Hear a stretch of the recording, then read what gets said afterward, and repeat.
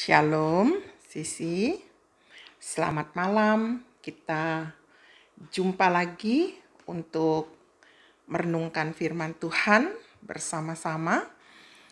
Bersama dengan adik, bersama dengan ayah, bunda, juga Kesia, juga Jesse, CJ, Tristan dan adik-adik, serta Austin, Jojo, Vivi, dan semua yang menyaksikan siaran ini. Tema kita hari ini adalah kejahatan manusia dan pilihan Tuhan atas Nuh. Nah, kemarin kita sudah belajar tentang kebenaran-kebenaran Tuhan yang luar biasa, di mana Adam dan Hawa sudah hidup di luar taman dan juga sudah punya keturunan. Ya, umur manusia semakin pendek. Nah, hari ini kita akan melihat bagaimana kejahatan manusia bertambah-tambah di muka bumi ini. Ya. Dan bagaimana Tuhan kemudian menjatuhkan pilihannya kepada Nuh. Tuhan berfirman bahwa manusia ini semakin jahat di muka bumi ini. Manusia ini tidak mau taat kepada Tuhan. Jadi Tuhan menyesal telah menciptakan manusia. Tuhan berkata, "Rohku tidak akan selama-lamanya tinggal di dalam manusia. Karena manusia itu adalah daging, tapi umurnya hanya akan 120 tahun. Makin dipersingkat. Ya, kemarin umur yang paling rendah itu Nuh ya. Nuh masih hidup. Kemarin kita berakhir pada kisahnya Nuh umur 500 tahun. Ya. Tapi sekarang umur manusia sesudah Nuh akan terus menurun ya. Nuh mendapat kasih karunia di hadapan Tuhan. Pada masa itu ada juga manusia-manusia raksasa ya di muka bumi ini. Dan kecenderungan hati mereka adalah melakukan kejahatan. Tuhan akhirnya menyesal karena sudah menciptakan manusia. Dan hal itu sangat menyedihkan hati Tuhan. Jadi Tuhan berfirman, "Aku akan menghapuskan manusia yang telah kuciptakan itu dari muka bumi. Baik manusia, baik hewan, binatang, melata, burung-burung di udara, pohon-pohon semua, sebab aku menyesal bahwa aku telah menjadikan mereka semua." Tetapi Nuh mendapat kasih karunia di hadapan Tuhan. Mengapa Nuh mendapat kasih karunia? Karena Nuh orang benar. Nuh mau taat kepada Tuhan. Ia hidup tidak bercela. Ia hidup bergaul dengan Allah. Ia menjadi pemberita kebenaran dimanapun ia berada. Jadi Nuh mendapatkan kasih karunia di hadapan Tuhan. Nuh pada saat itu mempunyai 3 orang anak, namanya Sem, Ham, dan Yafet. Bumi sudah rusak semuanya. Semuanya sudah rusak di hadapan Allah dan manusia suka melakukan kekerasan. Allah melihat dari sorga keadaan bumi ini. Sebab semua manusia ikuti kemauannya sendiri. Tidak mau ikuti kemauan Tuhan. Lalu Tuhan berfirman kepada Nuh, "Nuh, aku sudah memutuskan untuk mengakhiri hidup segala makhluk di bumi. Sebab bumi telah penuh dengan kekerasan oleh mereka. Jadi aku memutuskan, aku memusnahkan mereka bersama-sama dengan bumi. Tapi bagi kamu buatlah sebuah bahtera. Siapa tahu mereka juga mau mengikut dan masuk nanti di dalam bahtera.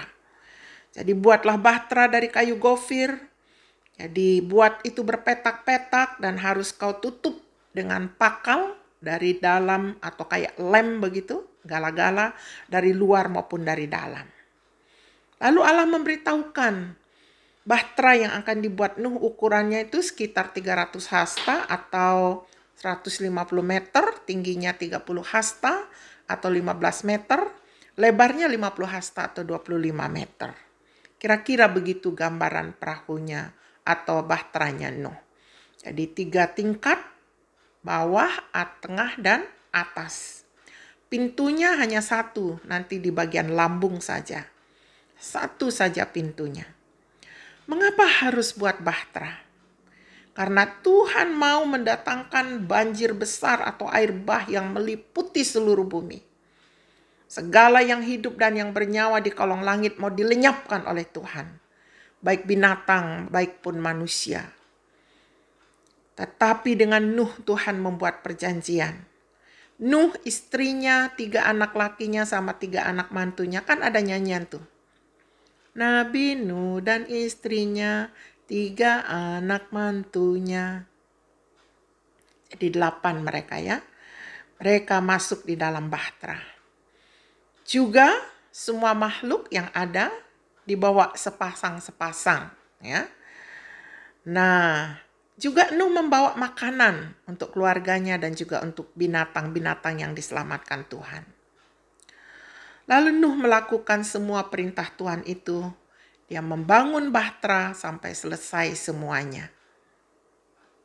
Nah, pelajaran apa yang kita dapat dari cerita ini? Ada 5 hal. Yang pertama, Tuhan sebenarnya senang sekali ngobrol-ngobrol dengan manusia. Jadi apa yang menjadi pikiran Tuhan, Tuhan sharing sama manusia. Yang kedua, Tuhan senang kalau manusia itu mau mentaati perintahnya. Sebab dengan taat pada Tuhan, maka hidup manusia menjadi baik. Yang ketiga, tapi di sini kita lihat manusia semakin jahat. Sehingga Tuhan menyesal, Tuhan sedih, Tuhan kecewa karena sudah menciptakan mereka. Udah disayang-sayang, tapi manusia memang bandel karena dosa.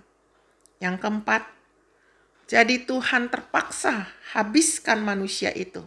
Mau lenyapkan manusia dan segala binatang, hewan, tumbuhan yang sudah ia ciptakan.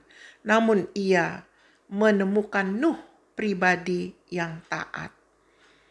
Yang kelima, akhirnya Nuh diberikan tugas oleh Tuhan untuk menyelamatkan keluarganya, menyelamatkan dirinya dengan membuat bahtera. Nuh juga memberitakan hal ini kepada orang-orang, tetapi orang-orang tidak mau mendengarkan Nuh, tidak mau percaya.